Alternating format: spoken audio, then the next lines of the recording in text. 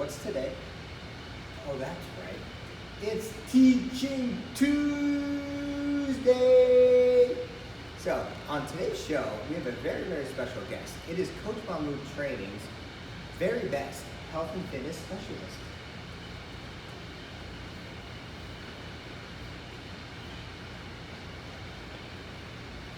Why, thank you very much for bringing me onto your show today.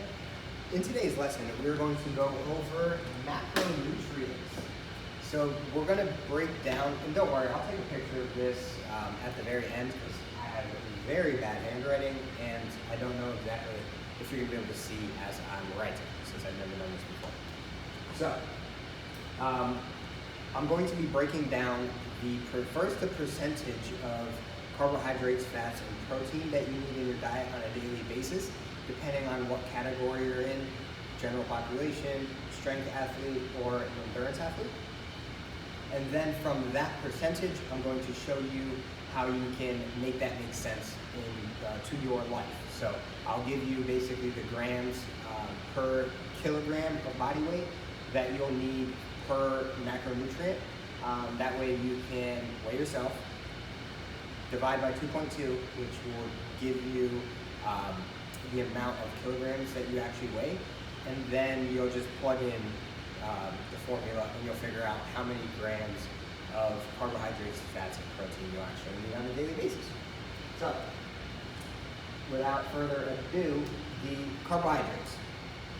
This is going to be between 45% and 65% of your total daily caloric intake. All right, so 45% to 65% of the total calories you consume on a daily basis. Protein is going to be between 10% and 35%. Fats is going to be between 20% and 30%. You might think that's weird, but yes, you do need a higher base level of fats than you do protein because that's where you get all your hormones and regulatory human function from it. It comes from the fats. So there's essential fat, believe it or not. And that's why there's also healthy fats versus unhealthy fats. Which on that note, unhealthy fat, saturated fat. That you do not want to be more than 10% of your total fat intake. So if you're doing 20% of a diet that has 20% of fat, no more than 10% of that should come from saturated fat, and that's the upper limit. I would like to make that you never cross that 10%. Make sure it's lower than that. So make sure your monounsaturated and polyunsaturated fats are the ones that are of the higher quantities, and that's what you'll find in your seeds, your nuts, olive oil, things like that. Okay, so let's start. Well, here, I'll just write the equation just in case you didn't catch it. If you weigh yourself in pounds, all right, you find out what that number is, you divide by 2.2, and that is going to give you how many kilograms you weigh. Okay, I don't know why I do a circle, but I'll just make it a smiley face. All right, so that's the equation. Pretty simple. Now, for the general population, for carbohydrates, you're going to want to be between 5 and 6 grams per kilogram of body weight. For protein, technically it's 0.8 grams per kilogram of body weight, but I like to have it 1.0 to 1.2 grams per kilogram. Okay, so let's just do that.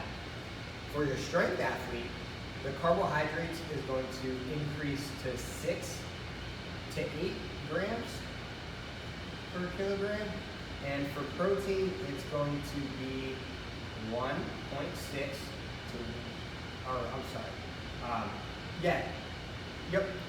1.6 to 1.8 grams per kilogram. This protein should never, you should never consume protein that is at a equivalent to more than 2.0 grams per kilogram. So you can go higher than the 1.8. You don't need to. It actually might be detrimental because I'm going off topic here, but it's not off topic. But protein has a high thermic effect of food, which means that you're going to, it's 20% thermic effect of food, which means that essentially 20% of the calories that you're consuming of protein, you're not going to metabolize because your body has to work that much harder to break it down. So, and protein has a high satiety effect, so it makes you feel full. So you might not be able to eat as much, and it might actually have a detrimental effect. So, but anyways, you don't want to go, and UL stands for upper limit. That is 2.0 grams per kilogram of body weight. That's for protein. All right. For your endurance athlete, you're going to need more carbohydrates, 8 to 10 grams per kilogram of body weight. Yeah. And for your protein, that's going to be a little bit lower. It's going to be 1.4 to 1.6 grams per kilogram. All right. So basically what you're going to do, let's just assume we're all in the general population, all right?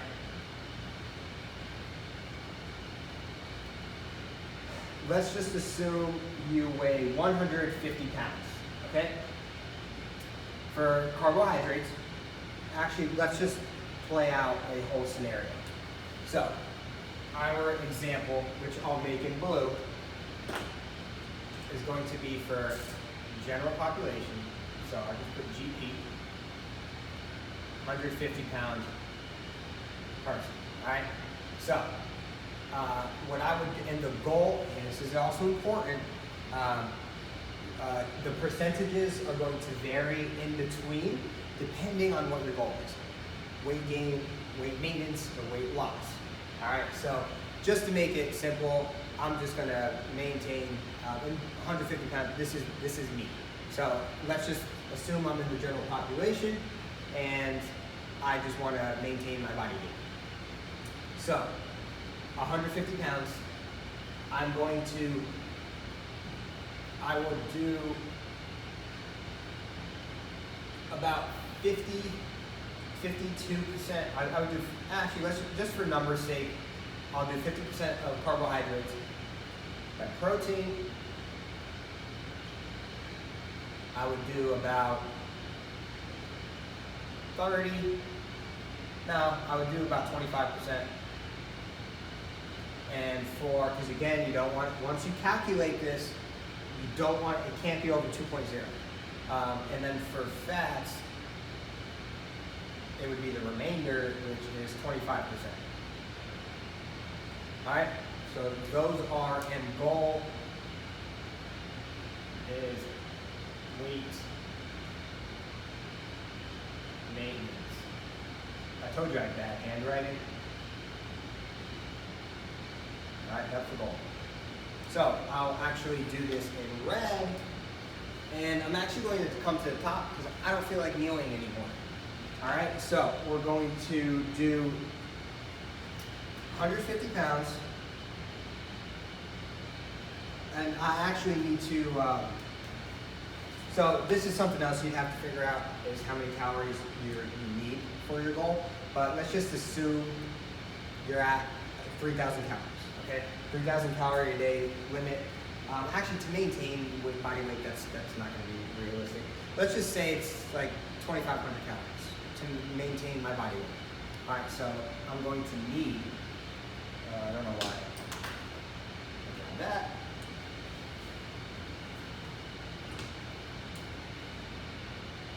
I'll need 2,500 calories a day, let's just say, all right?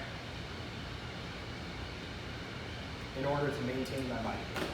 All right, now in red, I'm gonna come up to the top. So 2,500 calories. So for carbohydrates, that would mean that Actually, I'm going to just continue on here for the picture. It'll look better afterwards. So for carbohydrates, I'm going to need, since I'm doing 50%, I would need 1,250 calories a day.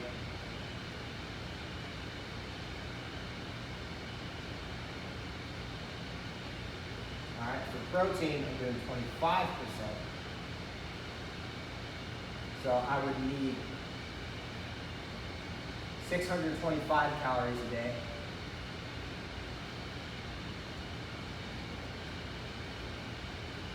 And then for fats, I would need the same exact amount, since I made the percentages easy for me to do calculation in my head. All right, that would total my 2,500 calories a day. Now, that's not enough. How do I know how many grams are in 1,250 calories? Well, I'm glad you asked. All right, I will also do this. I'll just do it right here in the middle.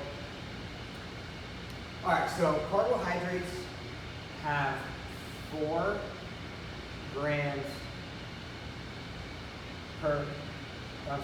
calories per gram.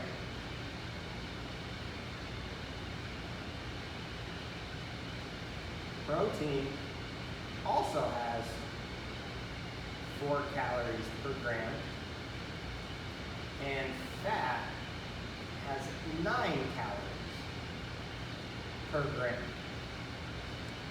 So what you would need to do is divide the carbohydrates, the calories that you just calculated. So for me, 1,250 divided by 4, all right? I'm gonna actually attempt to do the math in my head. I'm not gonna take up too much time, and it's probably gonna be off a little bit, but you get the point.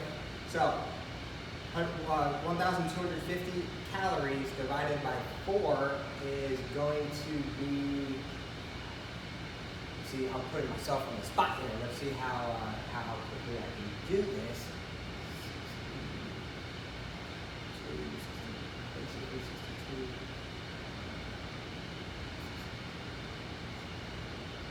312, I think. So that would be 300, and let me do this in a different color. I'll do it in black so it stands out. So that would be 312 grams per day. Okay? And that's of carbohydrates. For protein, 625 divided by 4 calories per gram. That would be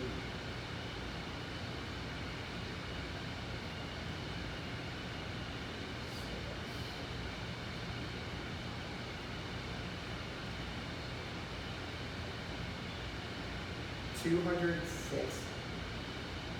No, that's off. I need to work on the math skills.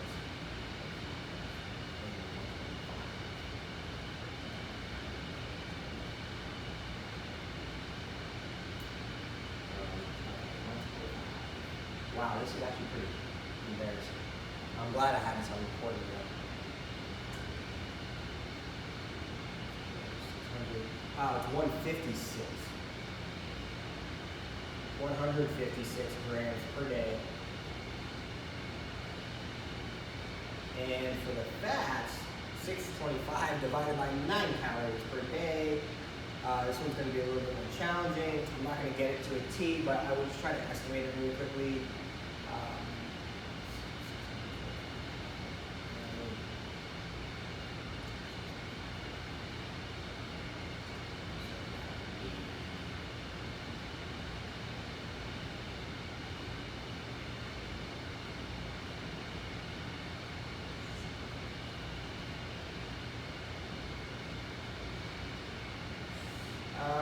Let's just say it would be like 65 grams.